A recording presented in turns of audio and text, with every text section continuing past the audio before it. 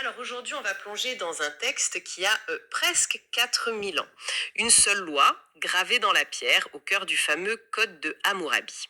Un texte qui semble minuscule, mais qui cache en fait tout un monde. C'est ça. Nos sources nous proposent un véritable travail de détective.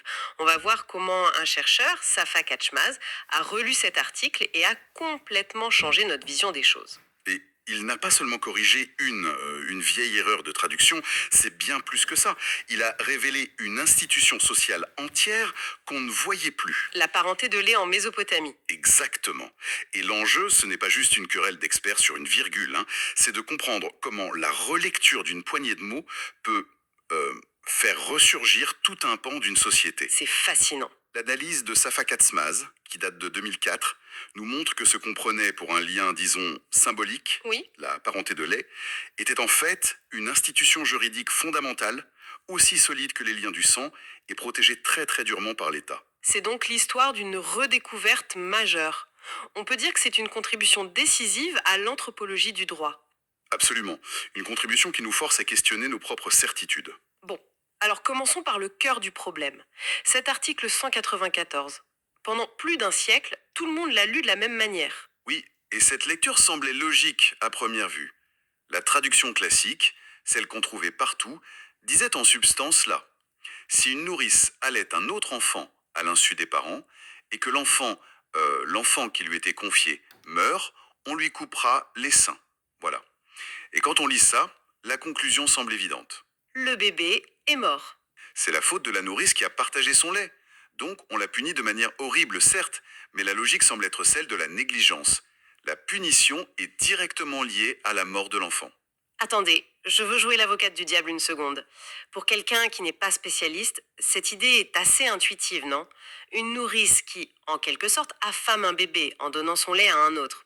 Ça ressemble à une négligence criminelle assez claire. C'est une excellente question, parce que c'est précisément euh, ce raisonnement intuitif qui a piégé les chercheurs pendant un siècle. Ah, Mais oui, l'incohérence est énorme quand on connaît le système juridique d'Hammurabi. C'est un droit incroyablement précis, presque, procédurier, sur les questions de causalité. c'est-à-dire? Dans d'autres articles, si un bœuf tue un homme dans la rue, la loi demande d'enquêter. Est-ce que le propriétaire savait que son bœuf était dangereux? Si oui, il est coupable.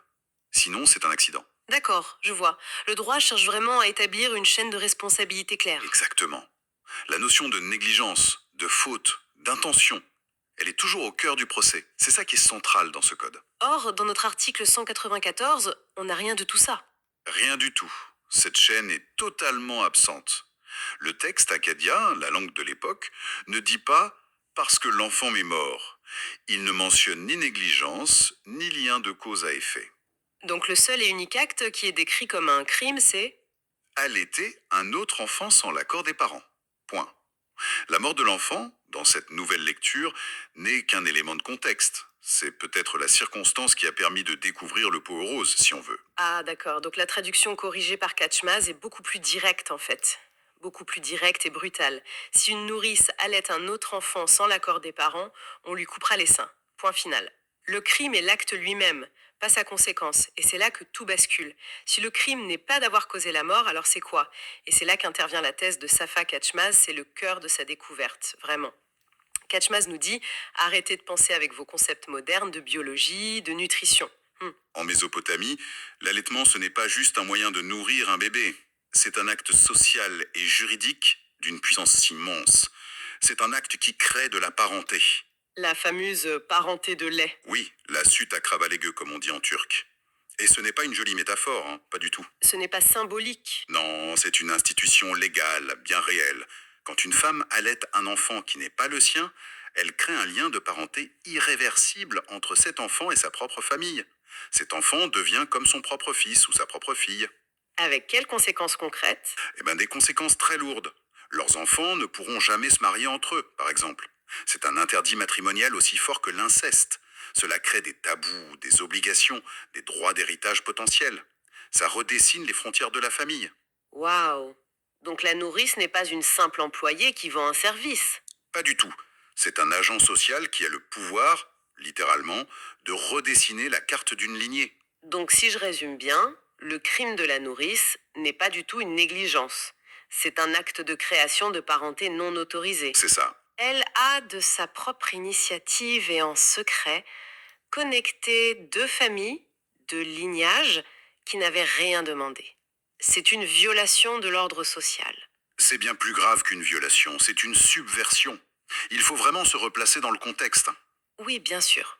La société mésopotamienne est obsédée par le lignage, la pureté de la descendance, la transmission du patrimoine, le contrôle des alliances et des mariages. C'est la clé de voûte du pouvoir des familles patriarcales.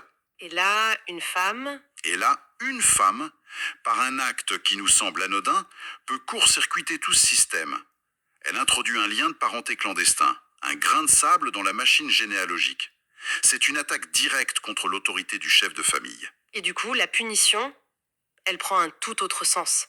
Elle n'est plus juste barbare, elle devient logique. D'une logique implacable.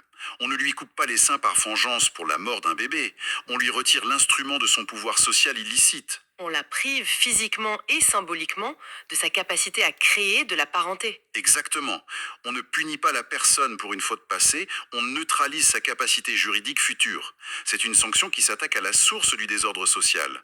C'est parfaitement cohérent avec un droit qui cherche avant tout à maintenir la structure de la société. Mais alors, ça soulève une question évidente pour moi. Si cette explication est si cohérente, si elle résout toutes les contradictions du texte, comment est-ce que des générations de spécialistes brillants ont pu passer à côté pendant plus d'un siècle? C'est une excellente question. Les sources parlent de cécité académique. C'est un terme très fort. C'est fort, mais c'est juste. Les grands commentateurs, aussi érudits soient-ils, étaient prisonniers de leurs propres présupposés culturels. Par exemple, prenons Driver et Miles. Leur ouvrage de 1952 a fait autorité pendant des décennies. Pour eux, l'affaire était entendue. L'enfant est mort, la nourrice est punie. C'est une affaire de négligence. Fin de la discussion. Ils n'ont même pas exploré d'autres pistes. Et les plus récents. On aurait pu penser qu'avec le temps, Même chose. Martha Roth, qui a publié ce que beaucoup considèrent comme l'édition moderne de référence du code. oui, Elle a amélioré la traduction linguistique du texte depuis l'Acadien original. Elle est plus précise. Mais elle est restée coincée dans le même paradigme. Pour elle, c'était une faute professionnelle. Un manquement à un contrat de service. Le lait était une ressource et la nourrice l'avait mal géré, quoi. la dimension créatrice de lien social du lait était complètement invisible pour elle. Totalement. Même quand certains ont frôlé la bonne réponse, ils sont passés à côté. Je vois que Raymond Westbrook, en 1988, a parlé d'un dommage causé à la famille. Ça semblait prometteur. Oui, il s'en est approché. Mais il a immédiatement défini ce dommage en termes physiques, la perte de l'enfant. Il n'a pas vu que le vrai dommage social n'était pas la perte d'un membre de la famille, mais l'ajout non désiré d'un lien de parenté avec une autre. Ah, d'accord, la nuance est capitale. Elle est capitale, et c'est là toute la critique de Katzmaz. Tous ces chercheurs lisaient un texte vieux de 4000 ans avec des lunettes du XXe siècle qui réduisent la famille à la biologie et le lait à un simple nutriment. L'idée qu'un fluide corporel puisse avoir une fonction juridique aussi puissante leur était étrangère. Et ce qui est fascinant, c'est que cette cécité n'était pas seulement occidentale. Non. Et c'est ça qui est le plus troublant. Les sources citent un universitaire turc, A.R. Balaman, qui écrivait en 1982 que la parenté de lait était une institution virtuelle, factice, voire pour rire. Venant d'une culture où la parenté de lait a une longue et riche histoire, c'est stupéfiant. Oui, C'est la preuve de la puissance des cadres de pensée modernes. Même lui projetait la conception de la famille nucléaire et biologique sur des structures anciennes. Et l'article 194, relu par Cashmaz, est la preuve éclatante du contraire. la violence de la punition. La violence inouïe de la punition est directement proportionnelle à l'importance de l'institution qu'elle protège. On ne mutile pas quelqu'un pour une institution pour rire.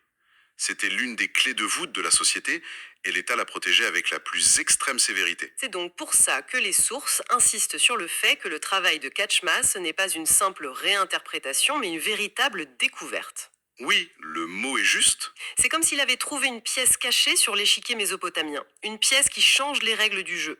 Il a rendu visible un système qui était là, sous nos yeux, mais qu'on ne savait plus voir. Absolument. Et ce qui est fascinant, ce sont les implications de cette découverte.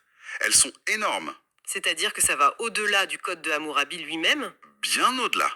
Comprendre cette institution mésopotamienne éclaire d'un jour nouveau des structures sociales bien plus tardives. On peut tracer une ligne de continuité. Comme quoi, par exemple? Ça aide à comprendre les fondements historiques des tabous sur le lait et le lignage qu'on retrouve dans la Torah. Ça explique la logique profonde derrière l'interdiction du mariage entre parents de lait dans le droit islamique, qui reprend cette idée qu'un lien indélébile est créé. Ah oui, c'est vrai. Ça donne même des clés pour comprendre certains systèmes de mariage dits fermés, où le contrôle absolu des alliances est vital pour la survie du groupe. Les sources sont vraiment catégoriques sur le caractère unique de cette avancée. Elles affirment, et je cite, il n'est pas possible de dire, d'autres l'ont dit aussi. Aucun d'entre eux n'a lu cet article à travers l'institution de la parenté de lait. Et c'est vrai, Safa Kachmas est le premier, en 2004, à avoir ouvert cette porte. Il n'a pas juste corrigé une traduction, il a révélé une structure invisible. C'est une leçon d'humilité en quelque sorte. Oui, une leçon d'humilité pour le monde académique. Ça montre que même les esprits les plus brillants peuvent être aveuglés par les préjugés de leur propre époque. En fait, la contribution de Kachmaz est décisive pour ce qu'on appelle l'anthropologie institutionnelle. Alors là, il faut nous expliquer. L'anthropologie institutionnelle. C'est simplement l'étude de la manière dont les sociétés humaines créent des règles et des structures comme le mariage, la propriété ou ici la famille, qui ne sont pas naturelles, mais qui sont des constructions sociales. D'accord. Et Kachmaz démontre que la parenté, qu'on a tendance à voir comme purement biologique, Le sang. le sang, voilà, était aussi une institution construite par des actes sociaux, comme le don de lait. Il force le monde académique à reconsidérer ses propres certitudes. Le lait n'est pas un aliment, c'est un liant social. La nourrice n'est pas une employée, c'est un agent juridique. Et la loi n'est pas une vengeance, c'est la gardienne d'un ordre social. C'est un changement de paradigme complet. En résumé, le changement de perspective est radical. Grâce à cette analyse, on passe d'un crime individuel, un homicide par négligence, à une attaque contre l'ordre social tout entier, un acte illicite de création de parenté. C'est exactement ça. On découvre une société où les liens sociaux étaient tout aussi réels et importants que les liens du sang, et où l'État les protégeait avec une férocité qui nous paraît aujourd'hui inimaginable. C'est une contribution qui change non seulement notre lecture d'Hammurabi, mais aussi notre approche de l'histoire du droit en général. Et ça nous laisse avec une question vertigineuse pour aujourd'hui, j'imagine. Oui, si un acte aussi quotidien, aussi corporel, que l'allaitement pouvait redéfinir légalement une famille il y a 4000 ans, quelles sont les actions, les technologies ou les relations qui, aujourd'hui, sont en train de créer de nouvelles formes de parenté ou d'obligations sociales que nos propres cadres juridiques ne voient pas encore? On peut penser à la gestation pour autrui, au don de gamètes. Bien sûr, ou même aux liens intenses créés dans des univers virtuels, qui peuvent engendrer des obligations très réelles pour certains. La question c'est, sommes-nous à notre tour victimes de notre propre cécité, incapables de voir les nouvelles institutions sociales qui se construisent sous nos yeux? Quels sont nos angles morts? C'est la question que cette relecture d'un texte vieux de 4000 ans nous pose de manière très actuelle.